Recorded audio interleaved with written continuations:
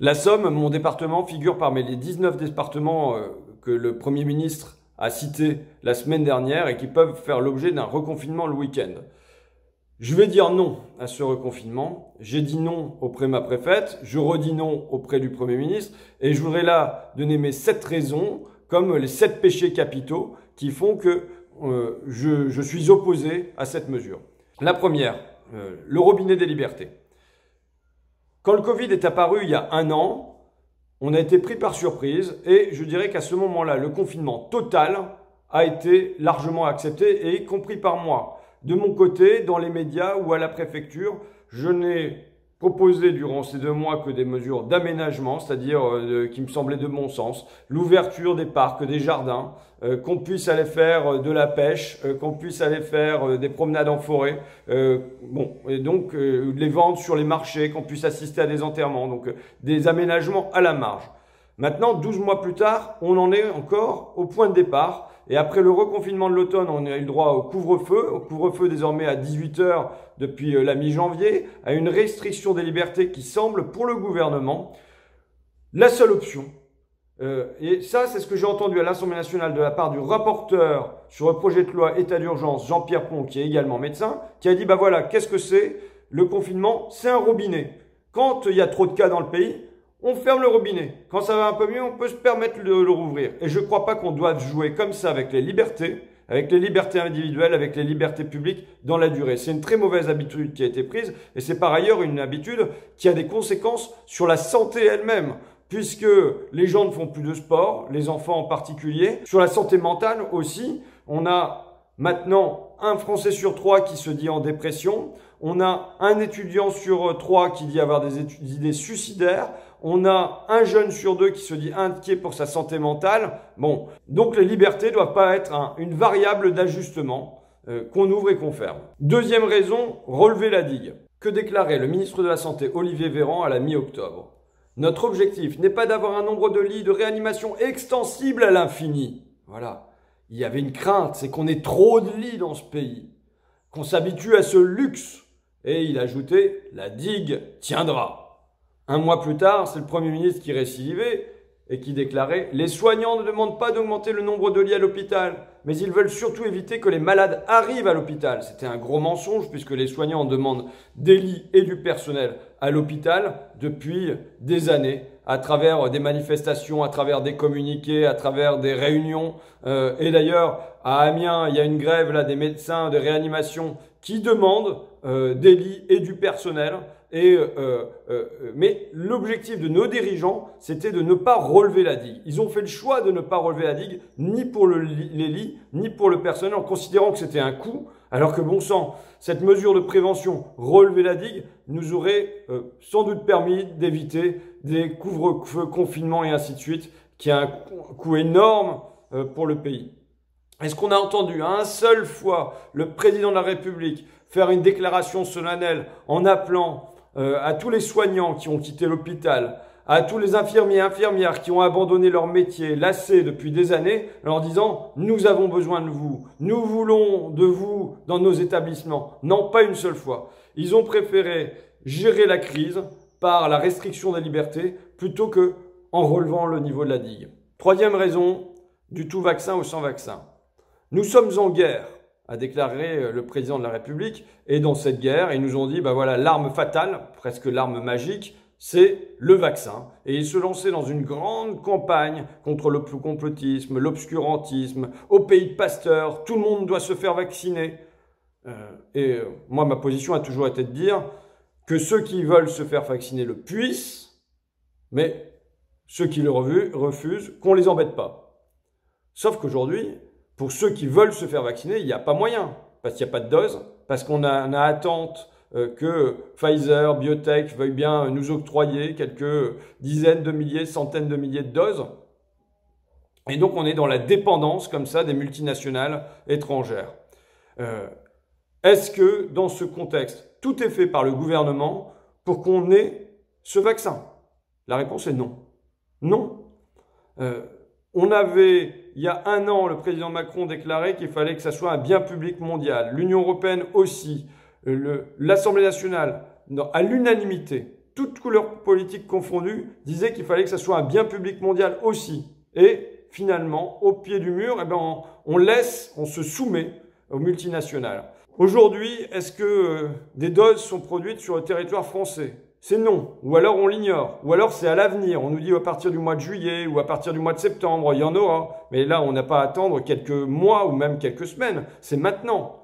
Et à aucun moment, le gouvernement n'a envisagé de recourir à des outils juridiques qu'il a entre ses mains, la licence d'office, la réquisition. Quand on voit que les ministres se réjouissent parce que Sanofi dit, bah voilà, à partir du mois de septembre, on va flaconner à Francfort en Allemagne le vaccin Pfizer et que les ministres se réjouissent, c'est un scandale. Pourquoi? Parce que pourquoi attendre le mois de septembre? Pourquoi seulement du flaconnage? Et pourquoi seulement une ligne de production en Allemagne alors que ça pourrait être fait sur plein de lignes en France et en Europe? Il y a une soumission de nos dirigeants à Big Pharma et ils préfèrent se soumettre à l'industrie pharmaceutique quitte à ce que tout pèse sur les bars, les hôtels, les théâtres, les cinémas, les restaurants et nous faire vivre une demi-vie confinée plutôt que d'empiéter sur les intérêts des géants de la santé. Quatrième raison, zéro imagination. Là, il y a plus de 600 scientifiques qui ont lancé une stratégie zéro Covid où ils suggèrent d'avoir des équipes d'arpentage épidémiologique, du test des eaux usées, le port de masque FFPE2, des hottes de ventilation dans les lieux de restauration collective. Ces solutions sont-elles viables?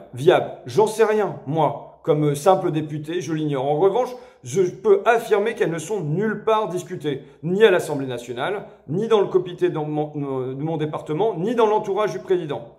Et j'approuve la suite du texte de ces 600 scientifiques qui disent « Les moyens d'action proposés par les chercheurs de différentes disciplines ont été réduits à un unique curseur réglant le niveau de privation de liberté. » C'est comme si aujourd'hui, il n'y avait plus qu'une variable d'ajustement, non pas à chercher des nouveaux traitements, des nouvelles mesures, mais juste comment on va pouvoir jouer avec les libertés. Contre le Covid-19, les ministres, le président n'innovent plus, ils n'inventent plus rien. Ils ne s'appuient plus sur les recherches, ils ne s'appuient plus sur l'intelligence collective.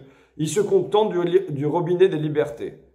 Il nous faut le retour de l'imagination au pouvoir face à un virus qui, lui, me semble être extrêmement imaginatif.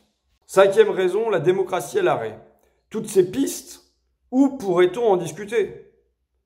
Nulle part, car depuis un an, les pouvoirs se sont concentrés plus que jamais entre les mains d'un seul homme et de son conseil de défense occulte. Au nom de l'état d'urgence, on n'a aucun débat qui se déroule à l'Assemblée. Et moi, j'avais réclamé par ailleurs une convention citoyenne sur le coronavirus qui rassemblerait bien sûr des scientifiques, mais aussi les étudiants, les soignants, les commerçants, les gens de culture, qui mettraient tout ça à un même endroit pour chercher des solutions ensemble sur comment on vit. Mais à la place, on a un seul homme. On lit dans la presse, le président réfléchit. Et il réfléchit tout seul. Il réfléchit à ce qu'il appelle des mesures complémentaires, c'est-à-dire le couvre-feu, le confinement. Et on a 66 millions de Français qui sont infantilisés. À lui seul, il tranche entre les commerces essentiels et ceux qui ne le sont pas. Il accorde un jour par semaine de présentiel aux étudiants. Finalement, il nous fait grâce en dernière minute d'un nouveau confinement total et national. Moi, comme citoyen, je suis blessé. Mais encore si c'était efficace. On voit bien qu'il n'y a plus d'idées au sommet et je trouve que c'est une tragédie. Et je trouve que c'est une tragédie dans un si grand pays qu'est la France, avec tant d'intelligence collective, avec tant de chercheurs, avec tant de savoir, avec tant d'éducation, qu'on en soit réduit à tout dans les mains un seul, aussi brillant soit-il, aussi magnifique soit notre excellent souverain. Je trouve que c'est une perte énorme pour le pays. On doit sortir maintenant de cette gestion autocratique du coronavirus. Sixième raison, le travail sacré. J'entendais à la radio, sur France Inter, l'épidémiologiste Vittoria Colizza de l'INSERM qui disait Pour nous, la partie la plus importante, ce sont les lieux de travail, parce que c'est là qu'on sait qu'il y a de la contamination qui reste assez importante. Elle énonce ça, et puis elle passe à autre chose, elle passe aux écoles, elle passe au couvre-feu, elle passe au confinement, et ces intervieweurs, Léa Salamé et Nicolas Demorand, ne l'interrompent pas, ne en font pas dire davantage. Comme s'il était désormais admis, communément admis, que les lieux de travail demeure intouchable, même si la contamination y demeure assez importante. C'est bon, on n'y touchera pas. La culture, on peut la fermer durant une année. Les restaurants, les bars, les endroits de convivialité, pareil. Les gymnases, les salles de sport, les clubs de foot et d'à peu près tout sans problème. Les écoles, à la rigueur, on peut fermer ça pendant quelques semaines. On peut ordonner aux Français de rentrer chez eux à 18 h avant la nuit tombée. Aussitôt après le travail, on peut exiger qu'ils sont confinés sans voir leurs amis, leurs parents, sans sortir le samedi et le dimanche, les jours de loisirs. En revanche, on ne doit plus toucher à produire et consommer. Ça, c'est essentiel. Le reste, manifestement, de notre vie sociale, l'est moins. D'ailleurs, quand j'entends Bruno Le Maire en audition qui me dit on a 97% de notre économie qui tourne normalement, donc en gros, on pourrait sacrifier les 3% restants pour assez longtemps c'est quelque chose que je refuse au nom de ces 3%, hôtels, cafés, restaurants, etc., mais aussi au nom de ce que sont nos existences, qui ne sont pas que produire et consommer, qui ne sont pas que l'économie. C'est un tri entre l'essentiel et le non essentiel dans nos vies que je refuse. 7e raison, aucune stratégie. C'est la dernière, mais c'est sans doute la plus importante. Reconfiner le week-end, mais pourquoi faire? Est-ce que c'est juste pour passer un mauvais moment et puis en attendant le suivant, dans une politique de 1 pas en avant, 3 pas en arrière? Le couvre-feu, ça va être jusque quand? Quand est-ce que les salles de cinéma vont rouvrir? Quand est-ce que Thierry va retravailler dans son restaurant? Quand est-ce que mon fils va reprendre le hand arrêté depuis 1 an? Quand est-ce que ma fille va arrêter de faire ses cours de guitare par Zoom? Quand est-ce qu'on va pouvoir reprendre le foot le dimanche avec les copains? Le gouvernement ne nous offre plus de calendrier. Il n'offre plus d'horizon. Et c'est comme si on avait affaire à une politique du coup par coup, au jour le jour, semaine après semaine, comme un pantin désarticulé qui n'ouvre plus aucune perspective. Est-ce que dans leur pari, le vaccin est toujours l'arme fatale? Si oui, alors est-ce que quand les 20% de Français qui ont plus de 65 ans, c'est-à-dire environ 15 millions, seront vaccinés, on pourra à peu près revivre normalement? Il n'y a aucun cap, aucune cohérence, aucune vue d'ensemble, aucun moyen terme, sans parler même du long terme. Ou alors, est-ce que cette absence de stratégie, c'est une stratégie non dite, tacite, maintenir un Covid à feu doux qui les arrange, qui leur permet l'avènement d'un libéralisme autoritaire, la liberté pour les entreprises, l'autorité sur les citoyens? Bon, et donc pour ces 7 raisons et bien d'autres, je pense qu'on doit maintenant dire non à cette gestion.